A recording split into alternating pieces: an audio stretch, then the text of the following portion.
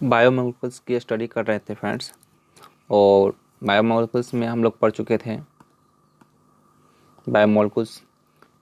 Biomolecules जैव अणु, है ना। इसमें carbohydrate, protein, nucleic acid and vitamin पढ़ना है। इसमें कार्बोहाइड्रेट हम लोग का लगभग कंप्लीट हो चुका था, ठीक है।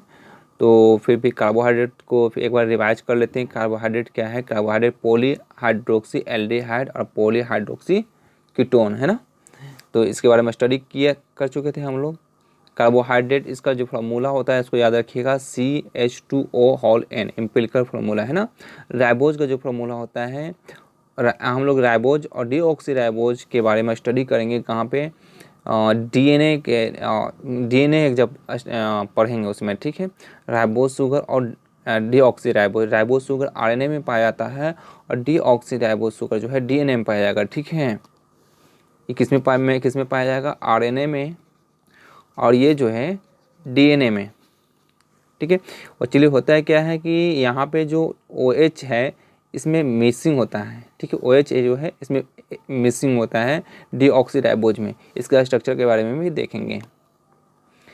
Polyhydroxy aldehyde and ketone CHO and CO होता है कीटोन का, है ना। Alcohol, primary alcohol and secondary alcohol. ये प्राइमरी अल्कोहल जो किस पे होगा? टर्मिनल पे होगा, और सेकेंडरी अल्कोहल जो है बीच में होगा, ठीक है, पॉलीहाइड्रोक्सी। अब जो है कार्बोहाइड्रेट्स के बारे में मोनोसेक्राइड्स, डाइसेक्राइड्स और पॉलीसेक्राइड्स 3 पार्ट में डिवाइड किया था। मोनोसेक्राइड्स में आ जाएगा ट्राइओज, टेट्रोज, पेंटोज, हेक्सोज और हेप्टोज। जो भी हम लोगों ने मोनोसेक्राइड्स का एग्ज़ाम में आपका इंटरमीडिएट में इतना ही आता है कि मोनोसेक्राइड्स, डाइसेक्राइड्स और पॉलीसेक्राइड्स। यहीं से क्वेश्चन इंटर में 10+2 में यहीं से क्वेश्चन आएगा, ठीक है। तो ट्राइज का जितना भी शुगर है, कार्बोहाइड्रेट्स होगा, वो टोटल का टोटल क्या होगा? सब मोनोसेक्राइड्स होगा। Triose, tetrose, pentose, hexose, heptose, ठीक है। जितने भी शुगर्स होंगे तो सबको क्या कहेंगे? मोनोसेक्राइड्स।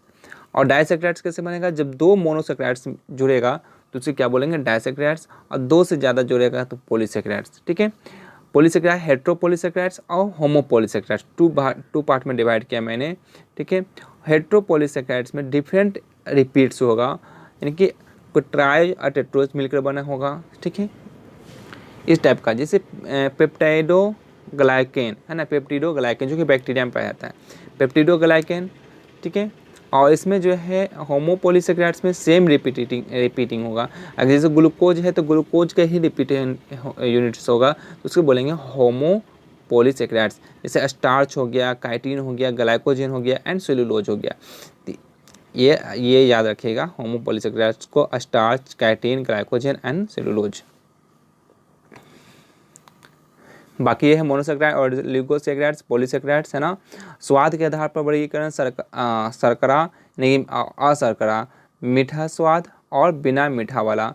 मोनोसेक्राइड्स और ओलिगोसेक्राइड्स, शर्करा वाला जो है इसमें आएगा मोनोसेक्राइड्स और ओलिगोसेक्राइड्स आएगा, जबकि अशर्करा, है ना, उसमें क्या आएगा? पॉलीसेक्राइड्स आएगा, अपापची एंड अनअपापची शर्करा, ठीक है। ये 3 पार्ट में डिवाइड किया गया है। ये मोनोसेक्राइड्स और ओलिगोसेक्राइड्स एंड पॉलीसेक्राइड्स के बारे में दिया हुआ है, आप एक बार स्टडी कर लीजिएगा।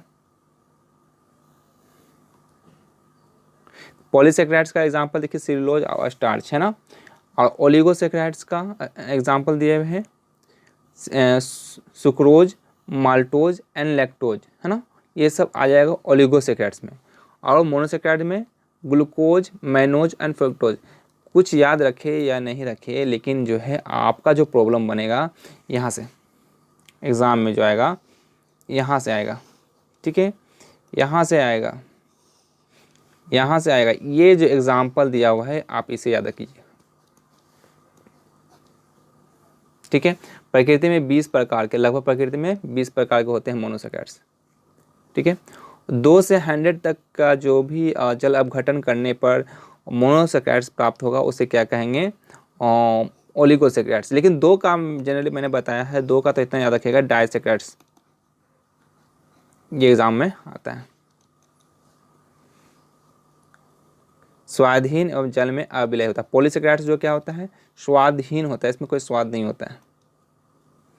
अब बाकी ये सब चीज़ें मैं बता चुका हूँ, कहीं पे कन्फ्यूज़न होगा तो पूछ लीजिएगा। ग्लिसरॉल्डिहाइड और डी ग्लिसरॉल्डिहाइड और एल ग्लिसरॉल्डिहाइड है ना।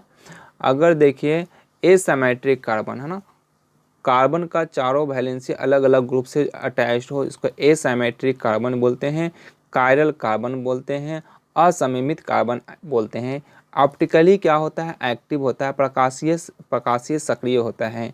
ठीक है, ये देखिए प्राइमरी, यहाँ पे देखिए मैंने बताया था प्राइमरी एल्कोहल के बारे में, ये जो है प्राइमरी एल्कोहल हो गया, ये बीच में हो गया तो क्या हो गया, सेकेंडरी एल्कोहल होगा। और अगर ये वाला OH अगर दाहिनी तरफ है, अगर ये OH दाहिनी तरफ है तो इसको बोलते हैं डी फॉर्म लिखाता है, डी फॉर्म लिखाएगा, प्लस लिखाता है। ठीक है, अगर यही OH अगर बाईं तरफ रहे तो माइनस और एल फॉर्म लिखाता है। ठीक है, ये बातें भी याद रखिएगा।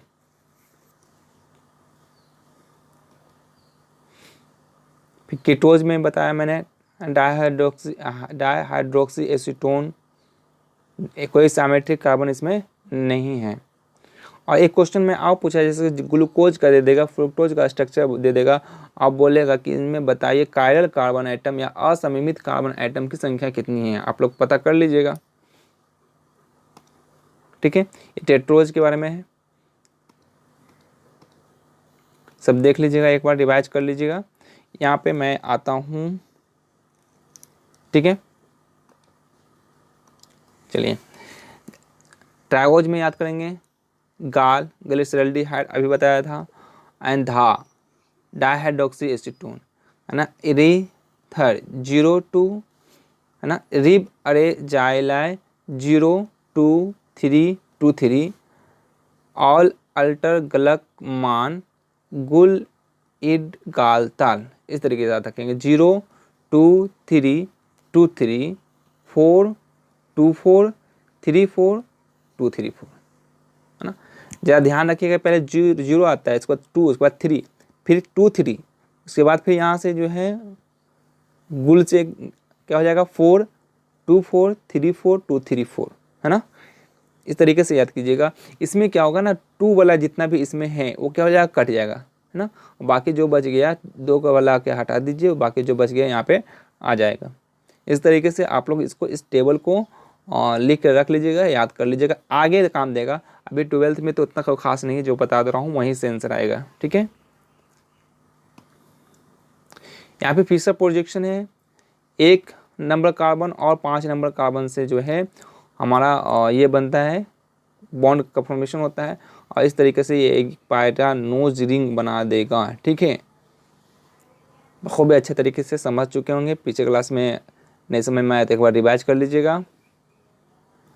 है ना। अगर OH ऊपर हो तो बीटा, OH नीचे हो तो क्या हो जाएगा, अल्फा हो जाएगा है ना, रिंग में। देखिए ऊपर OH ऊपर है तो इसमें बीटा ग्लूकोपायरानोज हो गया, अगर वही OH नीचे रहेगा तो उसमें क्या हो जाएगा, अल्फ़ा। देखिए इसमें OH नीचे है, इसमें OH नीचे है तो अल्फ़ा हो गया, अल्फ़ा हो गया, इसमें भी OH नीचे है तो अल्फ़ा हो गया। कीटोज में भी वही बात होता है, अगर कार्बन नंबर 2 पे है ना, एल्डोज में क्या था, कार्बन नंबर 1 को देख रहे थे, कीटोज में क्या देखेंगे, कार्बन नंबर 2 को देखेंगे। अगर ऊपर रहेगा कार्बन नंबर 2 पे तो बीटा, कार्बन नंबर 2 पे अगर नीचे है OH तो क्या लिखेंगे, अल्फ़ा लिखेंगे। ठीक है, क्योंकि कार्बन नंबर 1 तो ऊपर आ जाता है, और कार्बन नंबर 2 और कार्बन नंबर 5 के बीच जो है बंधन बनता है इसमें कीटोज में, जबकि एल्डोज में कार्बन नंबर 1 और कार्बन नंबर 5, ये बातें ध्यान रखनी है।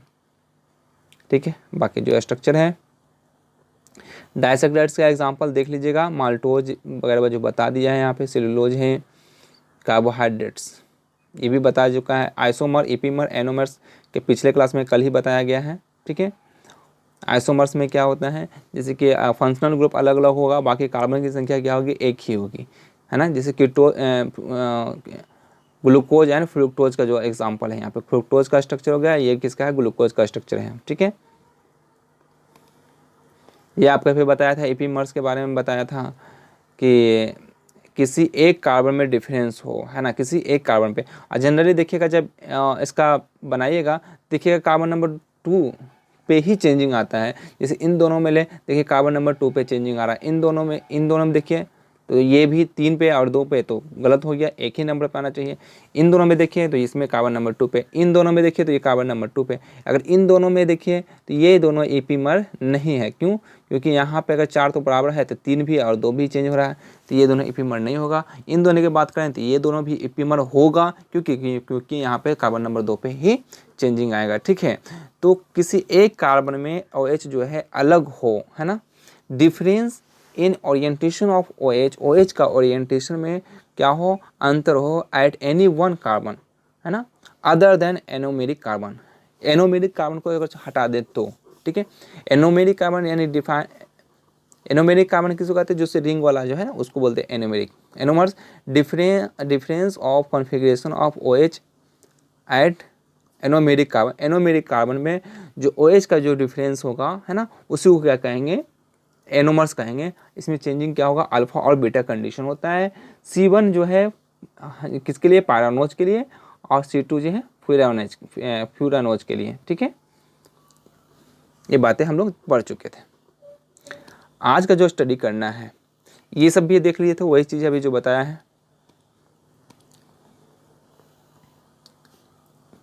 ये सेलुलोज है, या पौधों की कोशिकाओं की कोशिका भित्ति का मुख्य अवयव है ना। सेलुलोज कहाँ पाया जाता है, पौधों में पाया जाता है। सेलुलोज जो कहाँ पाया जाता है, पौधों में पाया जाता है।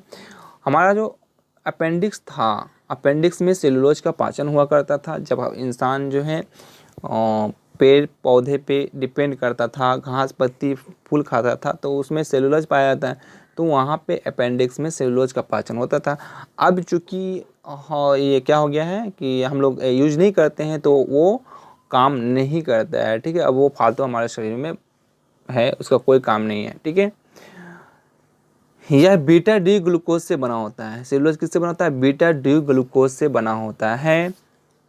रेखित श्रृंखला युक्त पॉलीसेकेराइड से। क्या है, पॉलीसेकेराइड से। इसमें ग्लूकोज इकाई C1 तथा दूसरी ग्लूकोज इकाई C4 के बीच ग्लाइकोसिडिक बंधन बनता है ना। अब जो है एक क्वेश्चन यहाँ से भी पूछ सकता है कि दो मोनोसेकेराइड्स किस बंधन द्वारा जुड़े होते हैं।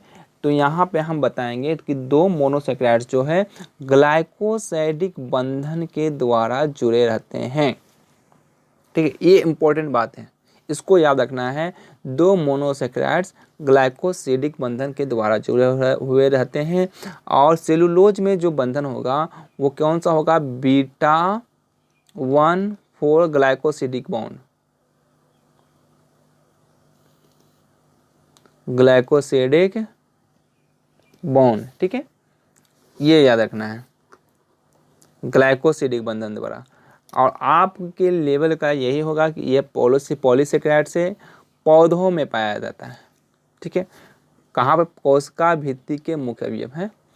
इतना याद रखिएगा कि पौधों में पाया जाता है पॉलीसेकेराइड से, और बीटा डी ग्लूकोज से बना होता है। यानी कि ग्लूकोज का क्या है, रेखीय श्रृंखला है ना। और इन दो ग्लूकोज के बीच कौन सा बंधन होगा, तो बीटा 1,4 ग्लाइकोसिडिक बंधन होगा। ठीक है, अब ग्लाइकोजन के बारे में स्टडी करते हैं। ये प्राणी शरीर में कार्बोहाइड्रेट ग्लाइकोजन के रूप में पाया जाता है। जब एक्सेस अमाउंट हो जाता है कार्बोहाइड्रेट का, तो किसमें, प्राणी शरीर में यानी कि जीव शरीर में पाया जाएगा ग्लाइकोजन के रूप में। ठीक है, इसकी संरचना जो है एमिनोपेक्टिन के समान होती है, एमिनोपेक्टिन के समान होते हैं। इसे प्राणी स्टार्च भी कहते हैं, बस यही याद रखना है। ग्लाइकोजन क्या है, प्राणी स्टार्च है। यह एमाइलोपेक्टिन से अधिक शाखित। शरीर में जब ग्लूकोज की आवश्यकता पड़ती है तो इंजाइम ग्लाइकोजन को ग्लूकोज में तोड़ देते हैं, है ना। ग्लाइकोजन से ग्लाइकोलाइसिस होगा। ठीक है, ग्लाइकोजन से क्या है, किसमें, ग्लूकोज में टूटेगा, और ग्लूकोज से इसमें पायरूवेट में। बायो में पढ़ चुके होंगे 11th क्लास में, ठीक है। मेटाबॉलिज्म में ग्लाइकोजन से ग्लूकोज और ग्लूकोज से पायरुवेट, है ना। फिर वहाँ से एटीपी के फॉर्म में एनर्जी को, एनर्जी करेंसी कहते हैं इसको, है ना, एटीपी को करेंसी।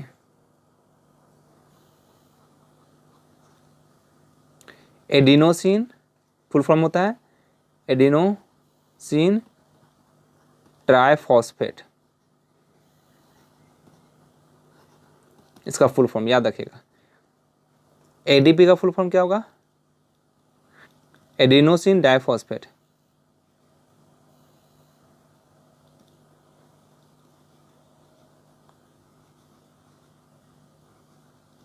एडिनोसिन डाइफॉस्फेट, ये याद रखिएगा, एडिनोसिन ट्राइफॉस्फेट, ठीक है।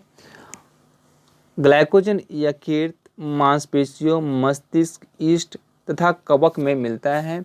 उतना नहीं याद रखना है, सिर्फ ग्लाइकोजन के बारे में याद रखना है कि पॉलीसेकेराइड्स है और प्राणी स्टार्च कहते हैं, ठीक है, बस। कार्बोहाइड्रेट का महत्व, शहद में जो है कार्बोहाइड्रेट पाया जाता है, तत्कालिक ऊर्जा का स्रोत होता है। सेलुलोज के बारे में यहाँ लिखा हुआ है, जीवाणु और पौधों की कोशिका भित्ति, लकड़ी में फर्नीचर, सूती रेशा, वस्त्र बनाने में कागज बनाना, वस्त्र बनाने में और कागज बनाने में इसका इस्तेमाल किया जाता है, ठीक है। ये कह रहा है सेलुलोज का। चलिए ये बातें हो गई, यहाँ तक हो चुका था। अब आगे यहाँ पे स्टडी करते हैं। सुक्रोज यहाँ दे हुए हैं, इसको प्रतीप शर्करा या इच्छू शर्करा या शर्करा कहते हैं। सुक्रोज जो होता है डी ग्लूकोज और डी फ्रुक्टोज। सुक्रोज ग्लूकोज, इतना आपको याद रखना है, सुक्रोज क्या है? डाइसेकेराइड्स है ना। ग्लूकोज और फ्रुक्टोज में टूटेगा। आपसे एग्जाम में पूछेगा कि अगर हाइड्रोलाइसिस करते हैं, जल योजन करते हैं सुक्रोज का, तो क्या प्रोडक्ट देगा? तो उसमें लिखिएगा सुक्रोज और फ्रुक्टोज प्रोडक्ट देगा, ठीक है। सॉरी, ग्लूकोज और फ्रुक्टोज, सुक्रोज नहीं, ग्लूकोज और फ्रुक्टोज दोनों का फार्मूला ग्लूकोज और फ्रुक्टोज का एक ही होता है, सिर्फ स्ट्रक्चर में अलग अलग होता है। सुक्रोज तथा फ्रुक्टोज का अपचायक समूह ग्लाइकोसिडिक बंधन के निर्माण में प्रयुक्त होता है। तो यह हम लोग बता चुके हैं, ग्लाइकोसिडिक बंधन से ही जुड़ता है दो कार्बोहाइड्रेट मोनोसेक्राइड्स। अतः सुक्रोज एक अनअपचयी नॉन रिड्यूसिंग शुगर है। अगर आपको अपचायी शर्करा के बारे में, अनअपचायी शर्करा के बारे एग्जाम्पल पूछेगा, तो ये आप याद रखेगा कि नॉन रिड्यूसिंग शुगर का एग्जाम्पल में इन दोनों को लिख दीजिएगा, ग्लूकोज और फ्रुक्टोज। ग्लूकोज और फ्रुक्टोज नहीं, सुक्रोज लिखिएगा। एग्जाम्पल में क्या लिखिएगा? आंसर में सुक्रोज लिखिएगा। नॉन रिड्यूसिंग शुगर क्या हो जाएगा? सुक्रोज। और सुक्रोज किस में टूटता है? Glucose plus fructose. बस इतना ही याद करना है इसमें, ये वाला यहाँ नॉन रिड्यूसिंग शुगर,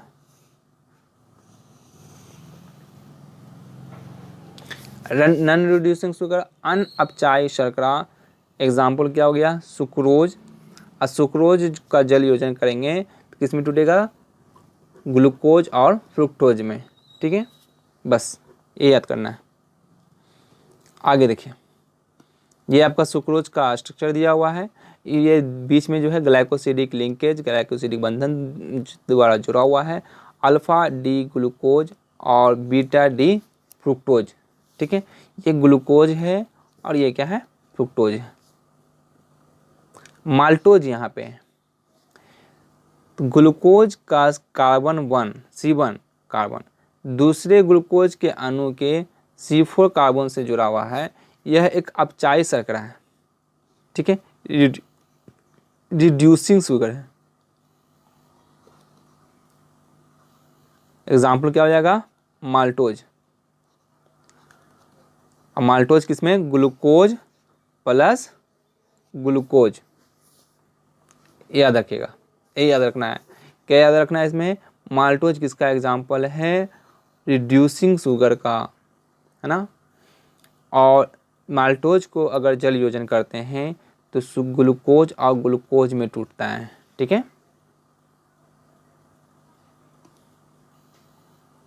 अब लैक्टोज की बात आई, तो बीटा डी गैलेक्टोज और बीटा डी सुक्रोज से बनता है, ग्लूकोज है, ग्लूकोज से बनता है।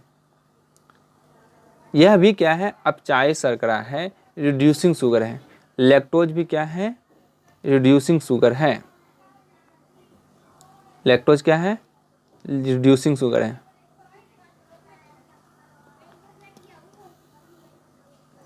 ये तो याद ही हो गया, ग्लूकोज प्लस गैलेक्टोज, है ना। अगर लैक्टोज को जल योजन करते हैं तो किसमें क्या मोनोसैकेराइड्स देगा? ग्लूकोज और गैलेक्टोज देगा, ठीक है। ये बातें भी ध्यान में रखनी है। यहाँ इसका स्ट्रक्चर दिया हुआ है, ठीक है। उतना नहीं याद करना है स्ट्रक्चर, यही याद करना है आपको। और ये याद करना है कि reducing sugar, non reducing sugar का एग्जाम्पल, इससे ज़्यादा ध्यान देने की ज़रूरत नहीं है, नोट में ये इतना लिखना है। अब एमिनो अम्ल यानी कि प्रोटीन में पहुंच गया, कार्बोहाइड्रेट्स हम लोगों का ख़त्म हो गया, ठीक है।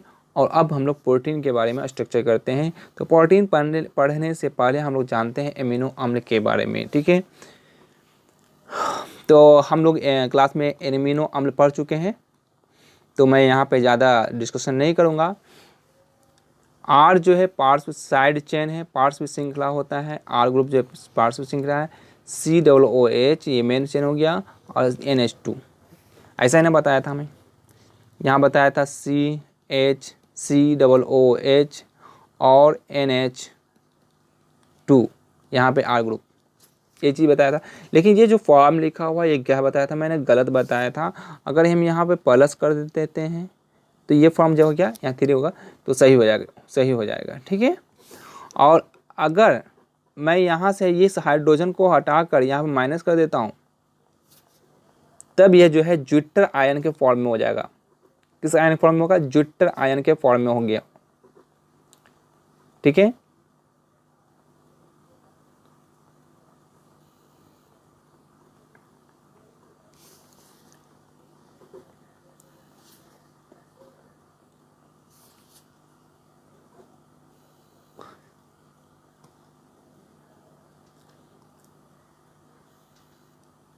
अब देखिए यहाँ पे है आवश्यक एमिनो अम्ल,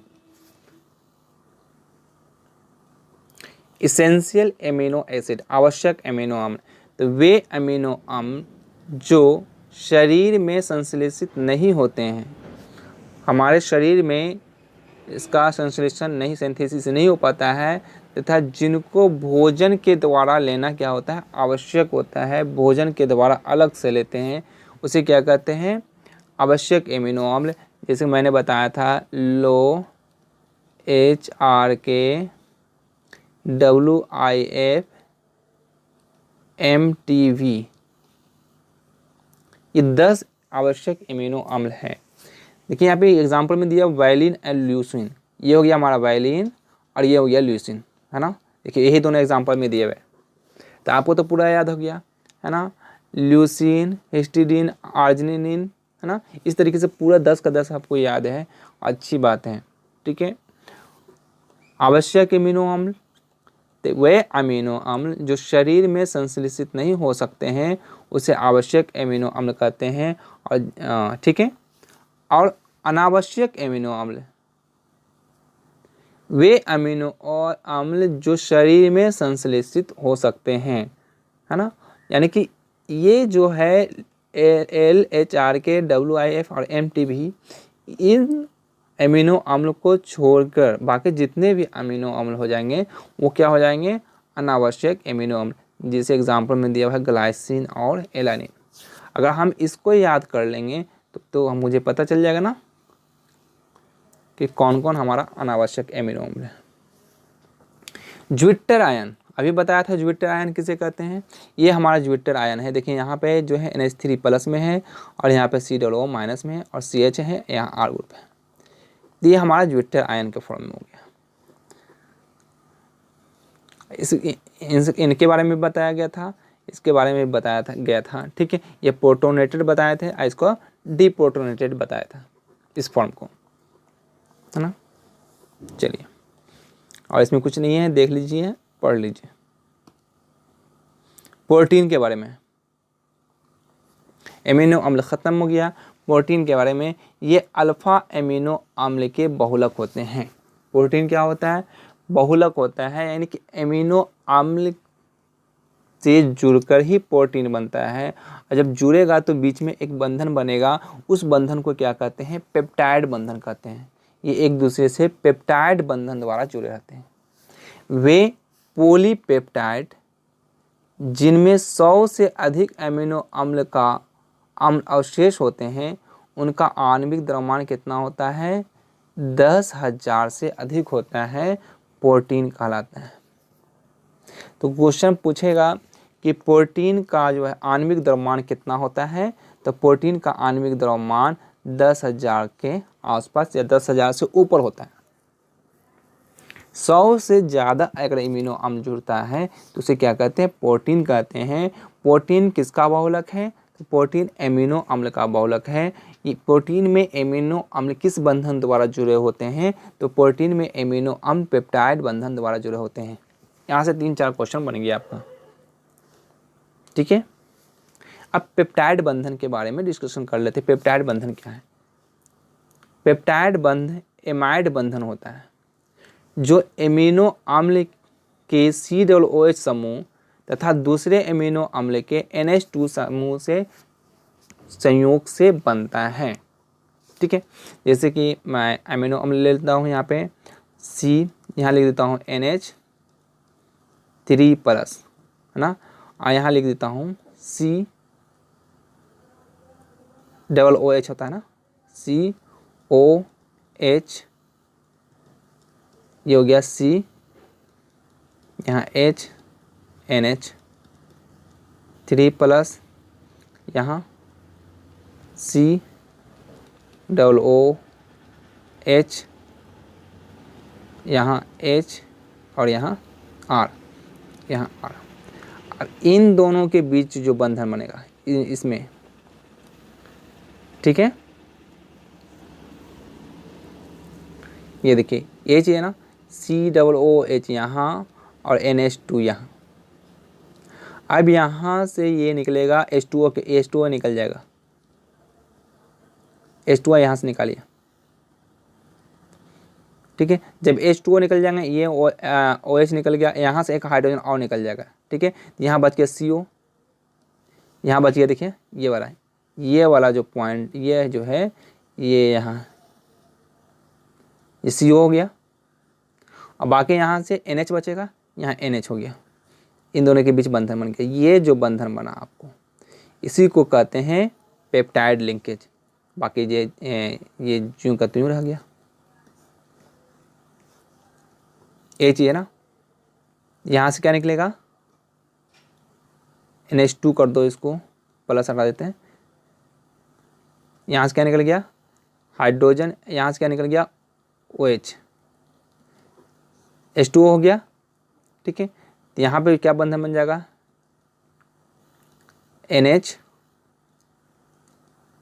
NHCO, ये बंधन बनेगा ना यहाँ पे। चलिए मैं क्लियर कर देता हूँ। यहाँ देखिए, फिर से एक बार देख लीजिए। ये आपका एमिनो अम्ल और ये आपका एमिनो, यहाँ COO है, तो यहाँ से इसको निकालिए और यहाँ से एक हाइड्रोजन निकाल दीजिए, निकल गया। यहाँ बच जाएगा CO, ये CO, ये यहाँ लिखा हुआ है CO, यहाँ से NH बचा, यहाँ लिखा हुआ है NH। ये जो बंधन बना उसी को कहते हैं पेप्टाइड बंधन, ठीक है। इसी तरीके से फिर इसका COOH और फिर दूसरे एक एमिनो अम्ल का और NH2 से बाइंड करेगा और इस तरीके से एक लंबा चेन बना देगा, ठीक है, और बन जाएगा प्रोटीन। अब यहाँ पे प्रोटीन के प्राथमिक संरचना, वो सिंपल सा एमिनो एसिड जुड़ता जाएगा, उसे हम लोग क्या बोलेंगे? प्राथमिक संरचना बोलेंगे। एमिनो अम्ल का विशिष्ट क्रम प्रोटीन की प्राथमिक संरचना कहलाता है। प्राथमिक संरचना में किसी भी प्रकार का परिवर्तन अर्थात एमिनो अम्ल में परिवर्तन से भिन्न प्रोटीन उत्पन्न होता है। अगर प्राथमिक प्रोटीन है उनमें कुछ अगर परिवर्तन करते हैं तो उनसे जो है अलग अलग तरीके का प्रोटीन उत्पन्न होता है।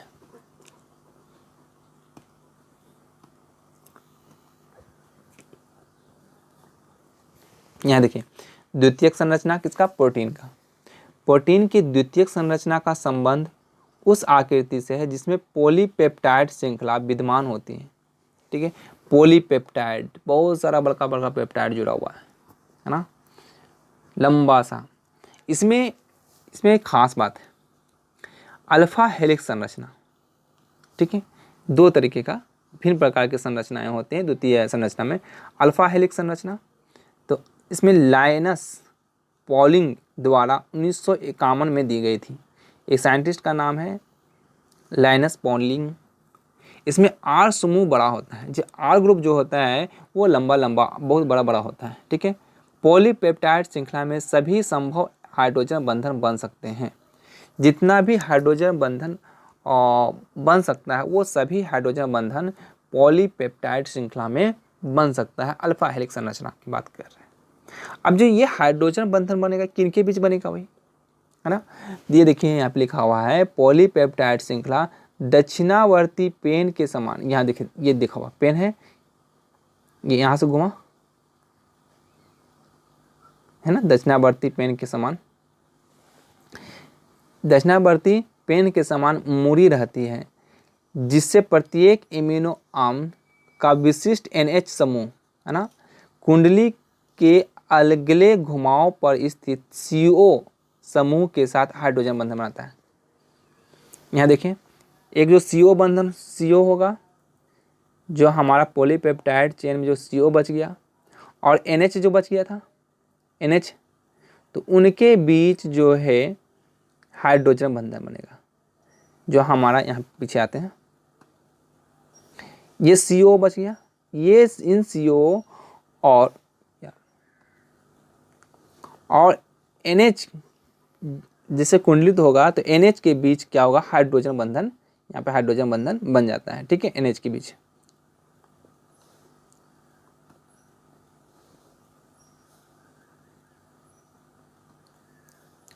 ये देखिए यहाँ ये CO ग्रुप हो गया, जैसे ही मुड़ता है तो यहाँ पे NH हो गया, यहाँ पे N होगा, ये NH हो गया, तो इन दोनों के बीच क्या है, हाइड्रोजन बंधन बनता है। वही चीज़ लिखा हुआ है पॉलीपेप्टाइड श्रृंखला दक्षिणावर्ती पेन के समान मुड़ी रहती है, जिससे प्रत्येक एमिनो अम्ल विशिष्ट अवशिष्ट का NH समूह कुंडली के अगले घुमाव पर स्थित CO समूह के साथ हाइड्रोजन बंधन बनाता है। ठीक है, आगे बढ़ता हूँ। CO और NH समूह एक दूसरे से ट्रांस स्थिति में होते हैं। अगर स्ट्रक्चर ऐसा बनता है तो इसको बोलते हैं सिस फॉर्म, और अगर स्ट्रक्चर इस तरीके का बनता है तो इसको बोलते हैं ट्रांसफॉर्म। अभी इतना ही ध्यान रखें, ज़्यादा हायर क्लासेस में MSc और का लेवल है ये सब, या फिर अब बोले तो BSc MSc का लेवल है। ठीक है, अभी उतना ज़्यादा उस तरफ नहीं जाना है, सिर्फ इतना रखिए। इस टाइप का स्ट्रक्चर बनेगा तो उसको बोलेंगे सिस फॉर्म, और इस तरीके का स्ट्रक्चर बनता है तो उसको ट्रांसफॉर्म। तो इसमें क्या होता है, CO और NH का समूह एक दूसरे से ट्रांसफॉर्म में बनाते हैं। ठीक है, नहीं होगा तो वहाँ मैं कभी किसी बता दूंगा। ठीक है, ये देखिए ये फॉर्म, ये यहाँ ये CO हो गया, और यहाँ ये, और यहाँ ये देखिए ये ट्रांसफॉर्म हो गया ना, यही स्ट्रक्चर बताया था ना। ये यहाँ देखिए ये ट्रांसफॉर्म हो गया, CO और NH किस फॉर्म में होगा, ट्रांसफॉर्म में होगा।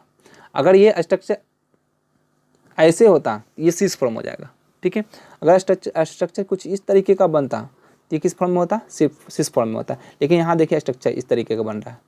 अगर ये स्ट्रक्चर हम बोल, ये तो स्ट्रक्चर ये हो रहा, फिर यहाँ देखिए CO है, फिर यहाँ देखिए NH, CO NH हो गया, इसको बोलते हैं, इसको ए, तो क्या हो गया, ये ट्रांसफॉर्म में हो गया। ठीक है, और इस पे प्रॉब्लम भी बनता है हाई क्लासेस में, इस पे और भी इसके आगे पढ़ना है इसके बारे में, ठीक है। तो अभी तो हम लोग को इतना ही पढ़ना है। अब beta pleated seat, beta pleated seat किस में होता है, द्वितीयक संरचना में होता है, ठीक है, ये बातें ध्यान रखनी है। बीटा प्लेटेड सीट किस में होता है, द्वितीयक संरचना में बीटा प्लेटेड सीट होता है। द्वितीयक संरचना दो तरीके का बताया मैंने, अल्फा हेलिक्स संरचना और बीटा प्लेटेड सीट। इसमें आर समूह छोटा होता है, जबकि अल्फा हेलिक्स में क्या था, बड़ा था, इसमें क्या है, छोटा है। इसमें पेप्टाइड श्रृंखलाएं किनारों पर एकांतित आर समूह के साथ टेढ़ी मेढ़ी तथा एक दूसरे से हाइड्रोजन बंधन द्वारा जुड़ी रहती है, ठीक है। देखिए ये हमारा जो स्ट्रक्चर है,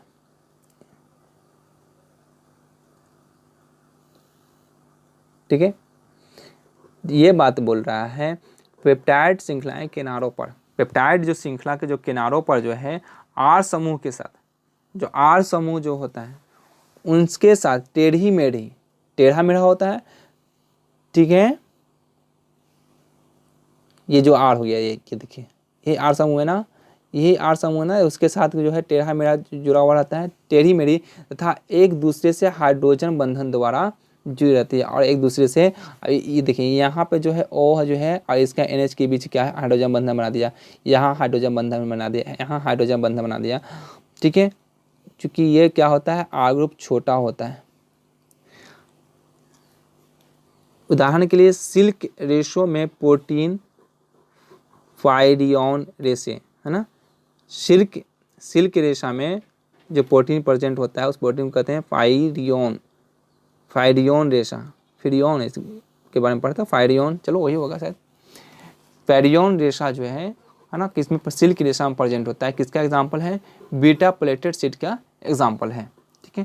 प्रोटीन की संरचना, प्रोटीन की सीट संरचना, ये बीटा प्लेटेड सीट की संरचना दिया हुआ है। ये बातें बस ध्यान में रखना है, कि इस पर डटने नहीं बैठ जाना है इसको, ठीक है। इसमें यही ध्यान रखना, बीटा प्लेटेड सीट में आर समूह क्या होता है, छोटा होता है, ठीक है। हाइड्रोजन बंधन तो इसमें भी बनेगा और अल्फा हेलिक्स वाले में भी बनेगा, ठीक है। अब है प्रोटीन की तृतीयक संरचना। तृतीयक संरचना क्या होता है, यह पॉलीपेप्टाइड श्रृंखलाओं का समग्र वलन ओवरऑल फोल्डिंग होता है, अर्थात द्वितीय संरचना के और अधिक वलन को प्रदर्शित करता है। बस ये याद रखना है। द्वितीय क्या होता है, द्वितीय संरचना के और अधिक वलन को प्रदर्शित करता है। 3 डिग्री संरचना को स्थायित्व प्रदान करने वाले बल हैं, ये इंपॉर्टेंट है। हाँ, आपके लिए इम्पोर्टेंट नहीं, आपके लिए 12th में इतना ज़्यादा नहीं पूछा जाएगा। 12th में जो भी पूछा जाएगा कार्बोहाइड्रेट से और एमिनो अम्ल से, ठीक है। 3 डिग्री संरचना को स्थायित्व प्रदान करने वाले बल हो गए डाइसल्फाइड बंधन, हाइड्रोजन बंधन, वांडर वाल बंधन और स्थिर वैद्युत आकर्षण बल, ठीक है। हद से ज़्यादा ध्यान में रखना है तो इसको ध्यान में रख लीजिए। और इसमें आर समूह छोटा होता है और अल्फा हेलिक्स में आर समूह बड़ा होता है। और थोड़ा सा ध्यान रखना है, CO और हाइड्रोजन बंधन बनता है किसके साथ, NH समूह और CO समूह के साथ हाइड्रोजन बंधन बनता है, ठीक है। बस इससे ज़्यादा प्रोटीन में याद रखने की ज़रूरत नहीं है। अब यहाँ पे है कुछ प्रमुख आकृतियाँ बनाती हैं रेशेदार प्रोटीन और गोलिकाकार प्रोटीन, है ना। पॉलीपेप्टाइड श्रृंखला है, समांतर चलती है और आपस में हाइड्रोजन बंधन डाइसल्फाइड बंधन से जुड़ती है तो रेशेदार संरचना बनती है। पॉलीपेप्टाइड श्रृंखलाएं कुंडलित होकर बेलनाकार संरचनाएं बनाती हैं। जल में अविलय प्रोटीन है, ये ध्यान रखिएगा। और जल में क्या है, विलय प्रोटीन है। गोलिकाकार जो प्रोटीन है जल में विलय होता है, जबकि रेशेदार प्रोटीन जो है वो जल में अविलय होता है। उदाहरण ध्यान रखिएगा थोड़ा सा, क्रिएटिन बालों में, ऊन में और सिल्क में, PVI इसको बोल देते हैं, ठीक है। और अभी तक के लिए नहीं, जब तक कि आप पढ़ा स्टडी करेंगे तब तक के लिए अगर बायोलॉजी भी स्टडी करते हैं तो उसमें भी ये काम देने वाला है, ठीक है। केराटिन कहाँ पाया जाता है? बालों में पाया जाता है, ऊन में पाया जाता है एवं सिल्क में पाया जाता है। मायोसिन कहाँ पाया जाता है? मांसपेशियों में पाया जाता है। और गोलिकाकार प्रोटीन का एग्जाम्पल हो जाएगा इंसुलिन और एल्बुमिन्स, ठीक है। इंसुलिन का काम कहाँ होता है? तो ये ग्लूकोज बैलेंस करता है। शुगर जिसको बोलते हैं ना, शुगर अगर किसी को डिजीज़ होता है, शुगर की बीमारी हो जाता है, चीनी की जो बीमारी होती है, उसमें इंसुलिन का इम्बैलेंस हो जाता है, ठीक है, जिसकी वजह से उसका ये डिजीज़ होता है। ये भी इम्पोर्टेंट है, अगर ये बातें पूछ सकती हैं कि अगर किसी को शुगर है तो उसको क्या प्रॉब्लम होता है, तो इंसुलिन का वहाँ पे ऑप्शन रहेगा, तो इंसुलिन मारेगा। एल्बुमिन प्रोटीन पाया जाता है, ठीक है। चलिए इतना याद रखिएगा। और कुछ यहाँ पे दिया हुआ है, बस एक बार रिवाइज कर लीजिए, मैं उतना ज़्यादा विस्तार में नहीं जाने जा रहा हूँ। एंजाइम्स के बारे में पढ़ना है, ठीक है। एंजाइम के बारे में स्टडी कर लेते हैं थोड़ा बहुत।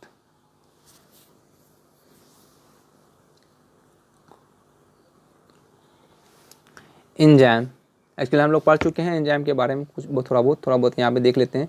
जीव उत्प्रेरक जो जीवित प्राणियों में अभिक्रिया को उत्प्रेरित करते हैं, है ना, जीव उत्प्रेरक होता है। एंजाइम क्या होता है? जीव उत्प्रेरक है ना। जीव प्राणियों में अभिक्रिया को क्या करता है? उत्प्रेरित करता है, फास्ट करता है।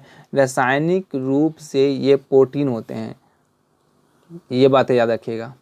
एंजाइम क्या है? प्रोटीन है, बस। VBI इसको बोल दीजिए, सभी दिन के लिए, सब दिन के लिए, ठीक है। एंजाइम क्या है? प्रोटीन है। किसी भी एग्जामिनेशन में बायोलॉजी वाले हों या केमिस्ट्री वाले हों, इसको ध्यान में रखेंगे कि एंजाइम क्या है, तो एक प्रोटीन है। ऑब्जेक्टिव में पूछा जाता है, बहुत बार क्वेश्चन पूछा जा चुका है। रासायनिक अभिक्रिया को उत्प्रेरण करने के लिए बहुत कम मात्रा की आवश्यकता होती तथा ये अभिक्रिया की सक्रिय ऊर्जा के कम करती है ना। एक्टिवेशन एनर्जी को कम कर देता है। एक्टिवेशन एनर्जी के बारे में मैंने बताया था, इस टाइप का कुछ मैंने बताया था, ठीक है। तो ये एक्टिवेशन एनर्जी होता है। किसी भी अभिक्रिया को पूरा होने के लिए, अभी स्टार्ट होने के लिए उसको एक्टिवेशन एनर्जी का होना ज़रूरी है, ठीक है। तो यहाँ पे ये क्या करता है, एंजाइम एक्टिवेशन एनर्जी को घटाकर कम कर देता है, ठीक है। जब एक्टिवेशन एनर्जी कम हो जाएगी तब अभिक्रिया क्या होगा? फास्ट होगा।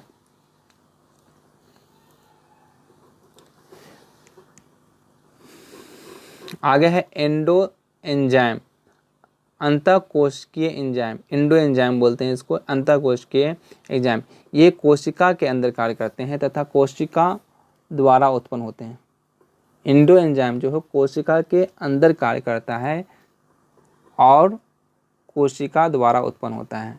एक्सो एंजाइम कहाँ काम करेगा? अतिरिक्त कोशिका एंजाइम। ये कोशिकीय वातावरण में काम करते हैं, कोशिका के आसपास जो होता है उसके वातावरण में काम करते हैं, जिससे पाचन तंत्र में संबंधित एंजाइम, है ना। अब एंजाइम खत्म हो गया। एंजाइम में इतना ही स्टडी किया, मैं तो 2-4 लाइन स्टडी कर लिया, ठीक है। अब जो हम लोग स्टडी करने वाले हैं वह है न्यूक्लिक एसिड, ठीक है, न्यूक्लिक अम्ल। अब स्टडी करने वाले हैं न्यूक्लिक अम्ल, ठीक है, पॉलीन्यूक्लियोटाइड्स। न्यूक्लिक अम्ल में हम लोग न्यूक्लियोसाइड्स और न्यूक्लियोटाइड्स के बारे में स्टडी करेंगे, ठीक है। तो ये न्यूक्लियोसाइड्स जो है यहाँ पे दिया हुआ है, न्यूक्लिक अम्ल के बारे में स्टडी कर रहे हैं तो उसमें न्यूक्लियोसाइड्स के बारे में स्टडी करेंगे। तो न्यूक्लियोसाइड में तो क्षार और शर्करा को अगर जोड़ देते हैं तो वो बन जाता है न्यूक्लियोसाइड, ठीक है। ये हमारा जो है शर्करा हो गया, ये हमारा क्या हो गया, यहाँ ये इस तरीके से है, ये हमारा क्या हो गया, शर्करा हो गया, ये इस तरह का। और इसमें बेस जोड़ दिया है, ठीक है। तो ये हमारा क्या बन गया, न्यूक्लियोसाइड। न्यूक्लियोटाइड्स क्या होगा, इसमें अगर हम क्या जोड़ देंगे, फॉस्फेट ग्रुप जोड़ देंगे यहाँ पे, तो फॉस्फेट ग्रुप अगर जोड़ देते हैं तो क्या हो जाएगा, न्यूक्लियोटाइड्स हो जाएगा। तो न्यूक्लियोसाइड का मतलब होता है क्षार प्लस शर्करा अगर जोड़ देते हैं तो उसको बोलेंगे न्यूक्लियोसाइड। ये याद रखिएगा, न्यूक्लियोसाइड क्या होता है, क्षार प्लस शर्करा, बेस, है ना। क्षार को क्या बोलते हैं, बेस प्लस शुगर, ये तो शुगर है, हम लोग जानते हैं, पढ़ चुके हैं अभी कार्बोहाइड्रेट में। हाँ यहाँ देखिए फिर न्यूक्लियोटाइड्स के बारे में बात करते हैं। ये न्यूक्लियोटाइड्स हो गया, न्यूक्लियोटाइड्स तो क्षार, शर्करा एंड फॉस्फेट समूह है ना, base plus sugar plus phosphate. यहाँ देखिए बेस जुड़ गया, ये आपका क्या हो गया, शुगर हो गया, ये हमारा फॉस्फेट है ना, न्यूक्लियोटाइड। अब पॉलीन्यूक्लियोटाइड्स, अब पॉलीन्यूक्लियोटाइड्स के बारे में चर्चा करते हैं। उसके बाद फिर डीएनए और आरएनए यहीं से बनता है, पॉलीन्यूक्लियोटाइड्स ही होता है। न्यूक्लियोटाइड्स की लंबी श्रृंखला वाले बहुलक क्या कहलाते हैं, पॉलीन्यूक्लियोटाइड्स, जिसमें न्यूक्लियोटाइड परस्पर फॉस्फोडाइएस्टर बॉन्ड द्वारा जुड़ा हुआ होता है। ये याद रखिएगा, फॉस्फोडाइएस्टर बॉन्ड,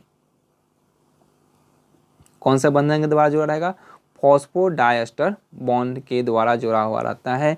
ये देखिए एक न्यूक्लियोटाइड्स, यहाँ दूसरा न्यूक्लियोटाइड्स, इन दोनों को जोड़ेंगे फॉस्फोडाइएस्टर बंधन से, तो हमारा क्या बन जाएगा, पॉलीन्यूक्लियोटाइड्स बन जाएगा। ठीक है, यहाँ देखिए ये फॉस्फेट हो गया, CH2OH था यहाँ पे है ना, यहाँ पे फॉस्फेट, ये शर्करा और ये क्षार। अब देखिए इसका फॉस्फेट इस OH से जाकर जुड़ गया, इस OH से जाकर जुड़ गया, उसे क्या है ना, तो यहाँ पे जो बंधन बना, इस बंधन को हम लोग क्या बोलेंगे, फॉस्फोडाइएस्टर बॉन्ड। क्या बोलेंगे, फॉस्फोडाइएस्टर बॉन्ड। तो न्यूक्लिक अम्ल में जो है पॉलीन्यूक्लियोटाइड किस बंधन द्वारा जुड़ा होता है, तो फॉस्फोडाइएस्टर बंधन द्वारा जुड़ा हुआ होता है। आगे चलते हैं, स्टडी करते हैं क्या है इसके बारे में। अब कुछ नहीं दिए हुए हैं आप लोग के लेवल में, डीएनए और आरएनए के बारे में बता दिया गया है, लेकिन मैं आप लोगों को कुछ आगे बढ़ के यहाँ पे बातें करने वाला हूँ। फर्स्ट ये जो शुगर था, ठीक है, इस शुगर के बारे में स्टडी करेंगे, एक्सप्लोरिंग द डीएनए चेन। और डीएनए और आरएनए कुछ नहीं होता है, बस पॉलीन्यूक्लियोटाइड्स ही को ही डीएनए और आरएनए कहते हैं। ठीक है, तो आरएनए में जो है राइबोज शुगर होता है और डीएनए में डीऑक्सी राइबोज शुगर होता है, ये डिफरेंस था। तो राइबोज शुगर और डीऑक्सी राइबोज शुगर देखने में तो दोनों स्ट्रक्चर सेम ही लग रहा होगा, लेकिन डिफरेंस क्या है इसमें, देखिए आप गौर कीजिए कि यहाँ पे O नहीं है ना, deoxy ribose has a hydrogen rather than OH, OH की जगह पे क्या है, हाइड्रोजन है, तो वो कैसे क्या हो जाएगा, डीऑक्सी राइबोज शुगर हो जाएगा। इसको पेंटोज शुगर भी कहते हैं। 1 कार्बन 2 3 4 और 1 5 कार्बन है ना, 5 कार्बन का शुगर जो है होता है, इसलिए इसको बोलते हैं पेंटोज शुगर। डीएनए में क्या पाया जाएगा, डीएनए में generally deoxy ribose sugar, DNA का फुल फॉर्म होता है, दिया हुआ होगा, लिखा हुआ है, देखिए deoxy ribose is a modified form of another sugar called ribose, यानी कि राइबोज शुगर का ही मॉडिफाइड फॉर्म होता है डीऑक्सी राइबोज। क्वेश्चन आपसे पूछा जाएगा डीएनए और आरएनए में कौन सा शुगर पाया जाता है, तो आप बोलिएगा पेंटोज शुगर। अगर ऑप्शन में दिया हुआ रहेगा डीएनए में कौन सा शुगर पाया जाता है, तो राइबोज शुगर या डीऑक्सी राइबोज शुगर, तो आंसर दीजिएगा डीऑक्सी राइबोज शुगर।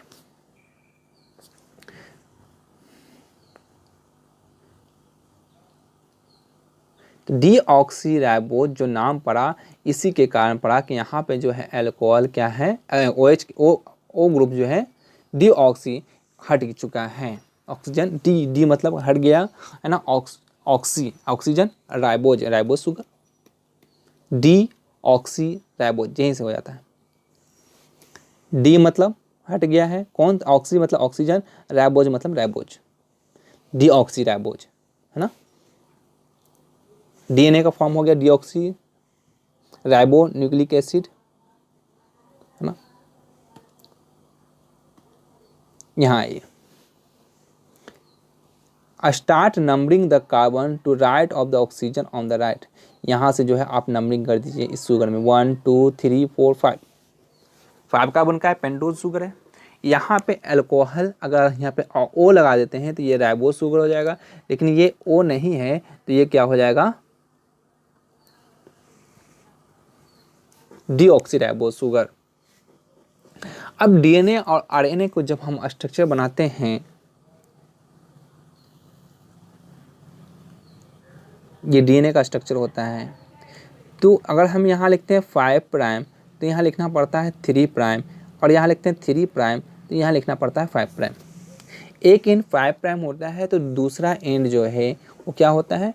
3 प्राइम का होता है। वो क्यों होता है? यू रीड ऑफ 3 प्राइम और 5 प्राइम, 3 प्राइम और 5 प्राइम, है ना। तो क्या होता है? यही होता है, देखिए ये 5 प्राइम और यहाँ 3 प्राइम। अब मैंने बताया था यहाँ पे आके क्या जुड़ता है? फॉस्फेट जुड़ता है। इस कार्बन पे 5 प्राइम पे क्या जुड़ेगा? फॉस्फेट जुड़ेगा। अब वो फॉस्फेट अनदर जो न्यूक्लियोटाइड होता है उसके इस 3 कार्बन से जुड़ता हुआ है, ठीक है। तो लास्ट एंड जो बचता है वो क्या होता है? 3 प्राइम का, और जो ऊपर का जो रिंग होता है वो किसका होता है? 5 प्राइम का, 5 नंबर कार्बन का होता है। क्या कर रहा है इसको जरा सा पढ़ लेते हैं। The carbon atom to the right of the oxygen as we have drawn the ring is given number 1 and you work around the carbon on the CH2OH side group which is number 5। यहाँ से जो मैंने start किया है उसको carbon number 1 दिया गया है, और इस कार्बन को 5 नंबर दिए गए हैं, 5 प्राइम लिखा है मैंने, वही चीज़ बता रहा है। यू विल नोटिस दैट, आपने नोटिस किया that each of the number has a small dash, और प्रत्येक आपने नोटिस किया होगा कि जितने भी नंबर यहाँ पे मैंने दिया है उसको स्मॉल डैश दिया है, स्मॉल डैश दिया हुआ है बाई इट, जैसे कि 5 3 प्राइम 3 डैश और 5 डैश दिया हुआ है। For example if you just hide ribose और डीऑक्सीराइबोज, है ना, on it's on that would be necessary, but in DNA and RNA these sugar are attached to other ring compound, that carbon in the sugar are given in the little dash so that they can be distinguished from any numbers given in the atom of the, वो पहचानने के लिए दिया जाता है sir, ठीक है। यही बात बोल रहा है। इसी आपने यहाँ पे जो नंबरिंग किया है वहाँ पे 1 प्राइम 2 प्राइम इस तरीके का जो किया है उसी के बारे में बता रहा है, उस पर ध्यान नहीं देना, सिर्फ इतना जो समझना था वो समझ लीजिए।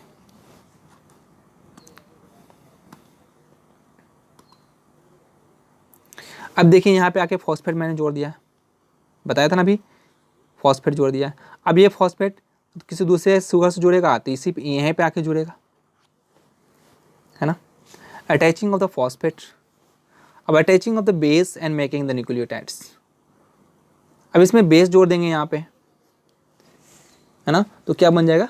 न्यूक्लियोटाइड्स बन जाएगा। और ये बेस जो क्या होता है, ये बेस का नाम याद रखिएगा, cytosine, thymine, adenine and guanine.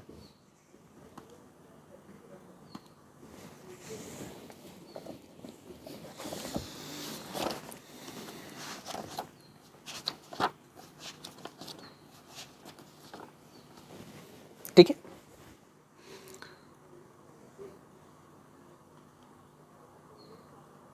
ये देखिए यहाँ पे आके बेस जुड़ गया, OH से जुड़ा है ना। These base attach in the place of OH group on the carbon number 1 atom in the sugar ring.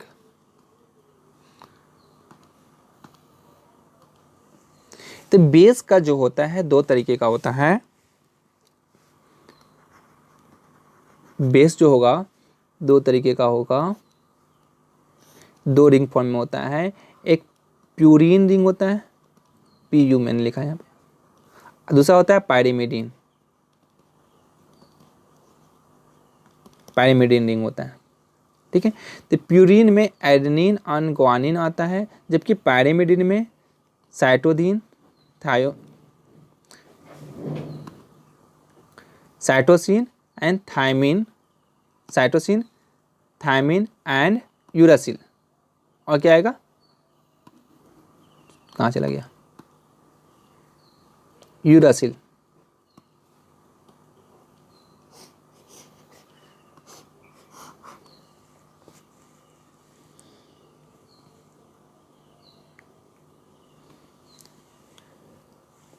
इसके स्ट्रक्चर के बारे में मैं कभी और किसी दिन मौका मिला तो मैं इसके स्ट्रक्चर के बारे में अच्छे से बता दूंगा, ठीक है, और डीएनए का पूरा फॉर्मेशन करके बता दूंगा।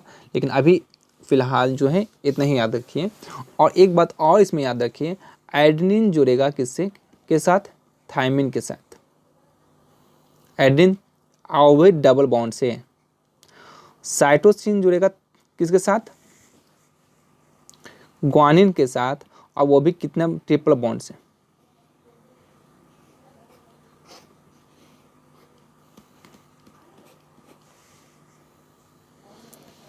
एक यहां भी बनाते हैं चेन, किसका, न्यूक्लियोटाइड का, और एक यहाँ न्यूक्लियोटाइड का। अब जो है इसका बेस जो है एक दूसरे से, ये तो बेस से जुड़ता है, ठीक है। अगर यहाँ पे एडेनिन है तो किसके साथ जुड़ेगा, थायमिन के साथ। अगर साइटोसिन है तो क्या बोलते हैं, ग्वानिडीन, क्या बोलते हैं, guanine, sorry guanidine, cytosine and guanine के साथ जुड़ेगा, ठीक है, ग्वानिन के साथ जुड़ेगा। और कितने, ट्रिपल बॉन्ड से। आपको ये जो याद करना है कि एडेनिन जो है, एडेनिन और ग्वानिन के साथ कौन सा रिंग होता है, एडेनिन और ग्वानिन में प्यूरीन रिंग होता है ना। और साइटोसिन, थायमिन एंड यूरासिल में पायरिमिडीन रिंग होता है। ये बातें ध्यान रखना है।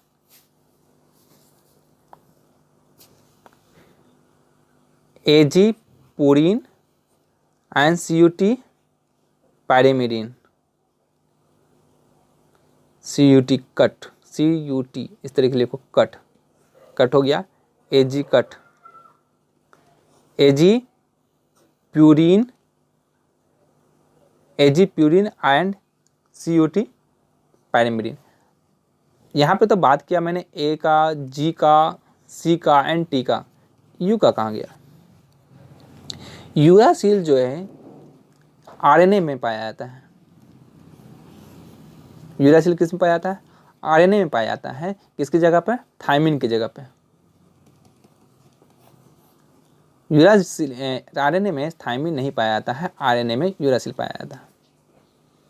ये बातें याद रखने वाली हैं। ये जो स्लाइड है आपका क्या हो जाएगा, अब कुछ और पढ़ते हैं आगे।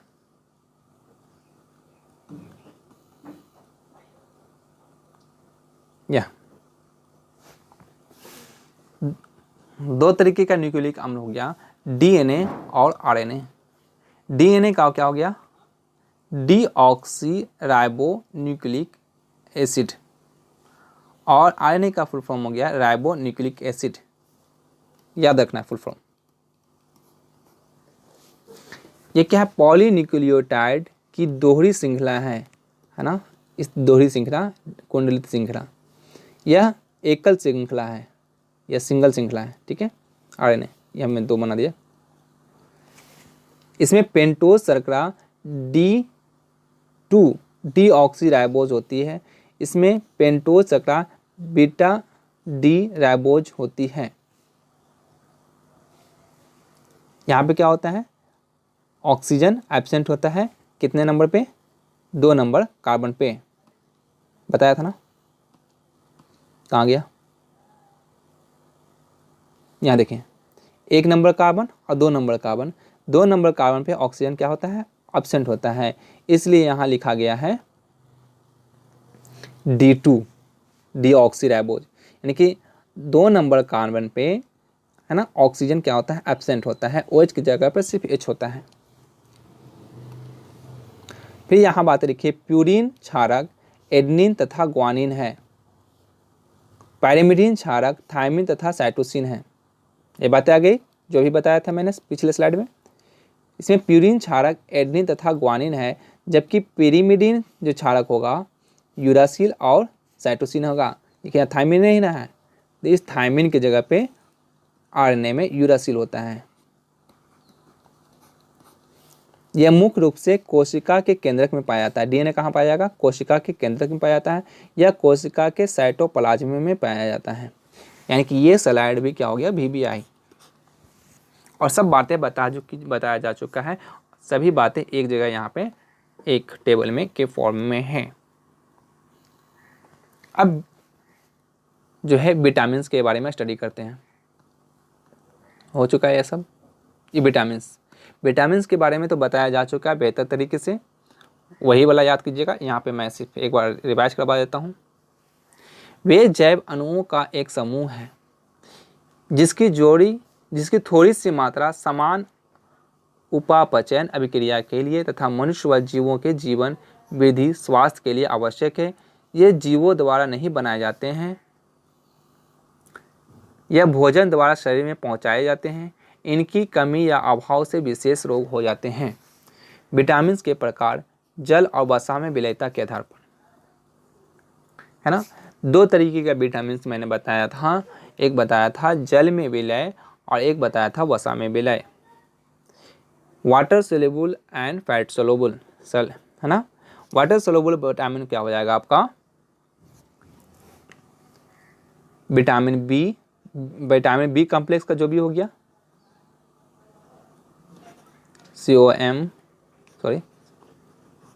बी कॉम्प्लेक्स और विटामिन C और ADEK, सिर्फ ये याद करना है। एडेक क्या हो गया आपका, विटामिन फैट सोल्यूबल विटामिन हो गया। और विटामिन B और विटामिन C जो है वाटर सोल्यूबल विटामिन है। विटामिन C का जो है नाम होता है एस्कॉर्बिक एसिड, ये याद करना है। और विटामिन D का भी विटामिन K का भी फुल फॉर्म याद करना है। देखिए यहाँ पे लिखा हुआ है वसा में विलय विटामिन। ये विटामिन वसा तथा तेल में विलय होते हैं परंतु जल में अविलय होते हैं। और जल में विलय विटामिन जल में क्या होता है, विलय होता है। ये यकृत एवं एडिपोज यानी कि एडिपोज टिश्यू जो पाया जाता है वसा में पाया जाता है। ठीक है, वसा संग्राहक होता है, ऊतकों में संग्रहित होता है। ठीक है, यकृत लीवर को बोलते हैं। ये भोजन के साथ हमारे शरीर में प्रवेश कराए जाते हैं तथा संग्रहित नहीं किए जाते हैं विटामिन B12 के अलावा, जबकि B12 क्या संग्रहित किया जा सकता है। ठीक है, बाकी तो बताया जा चुका है, देख लीजिए। अब यहाँ पे जो है विटामिन का नाम दिए हुए है, इसका स्रोत दिए हुए है, कमी से होने वाला डिजीज है। विटामिन A दूध में पाया जाता है, मक्खन में, गाजर में, मछली में तथा मछली के तेल में विटामिन A पाया जाता है। इससे कमी से होने वाला रोग जो हो जाएगा रतौंधी हो जाएगा, जीरो थैलेसीमिया न कॉर्निया कठोर। इसमें जीरो थैलेसीमिया में क्या होता है, कॉर्निया जो है कठोर हो जाता है। विटामिन B1 थायमिन जिसका नाम है, ईस्ट में पाया जाएगा, है ना, दूध में पाया जाएगा, हरी सब्जियों में पाया जाएगा एवं दाल में पाया जाएगा। इससे जो डिजीज होता है वह बेरी भूख कम लगना, मंद वृद्धि। Riboflavin vitamin B2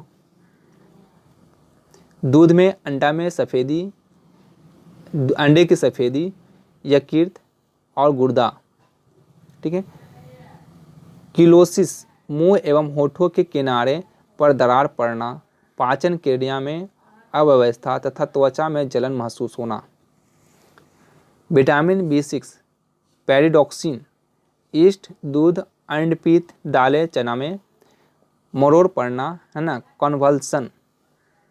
vitamin B12 कहाँ पाया जाएगा, मांस में, मछली में, अंडा में, दही में, रक्तकाल्पता, हीमोग्लोबिन में RBC की कमी, हीमोग्लोबिन में RBC की कमी, उल्टा बोल दिया इसमें, आरबीसी में हेमोग्लोबिन पाया जाता है, ठीक है। एक्चुअली होता है क्या, हेमोग्लोबिन आरबीसी के अंदर पाया जाता है। आरबीसी का स्ट्रक्चर मान लिया कि इस तरीके का होता है, उत्तर लेंस के टाइप का, इस टाइप का होता है, थोड़ा सा धंसा होता है बीच से, ठीक है। तो आरबीसी को 10% HCl में अगर डालते हैं तो आरबीसी टूट जाता है और टूट करके जो है हेमोग्लोबिन पाया जाता है। एक हेमोग्लोबिन जो है 4 मॉलिक्यूल्स ऑक्सीजन को कैरी कर सकता है, करता है, कर सकता है, करता है, 4 मॉलिक्यूल्स ऑक्सीजन को कैरी कर सकता है एक हेमोग्लोबिन। हीमोग्लोबिन का काम क्या है, ऑक्सीजन को कैरी करना। विटामिन सी, देखिए एस्कॉर्बिक अम्ल, इसको याद रखिएगा, ये भी याद रखिएगा। सिट्रस फल में जैसे कि नींबू के जितने भी प्रकार है सभी में पाया जाता है।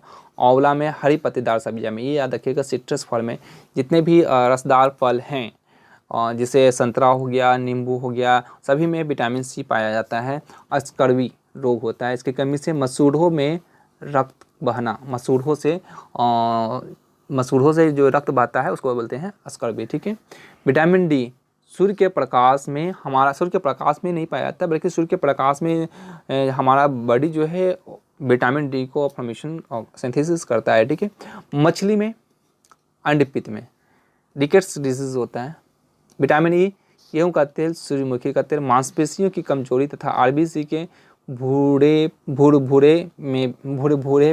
क्या लिखे हुए, भूरेपन में वृद्धि, ठीक है। विटामिन के, हरी पत्तीदार सब्जी में, रक्त में थक्का जमना, ये याद रखिएगा विटामिन के का, रक्त में थक्का जमने की वृद्धि।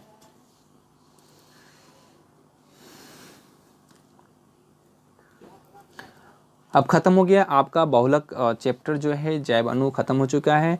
नेक्स्ट क्लास से जो स्टार्ट करेंगे हम लोग एक पॉलीमर्स, नेक्स्ट चैप्टर है पॉलीमर्स के बारे में स्टडी करेंगे। Thank you.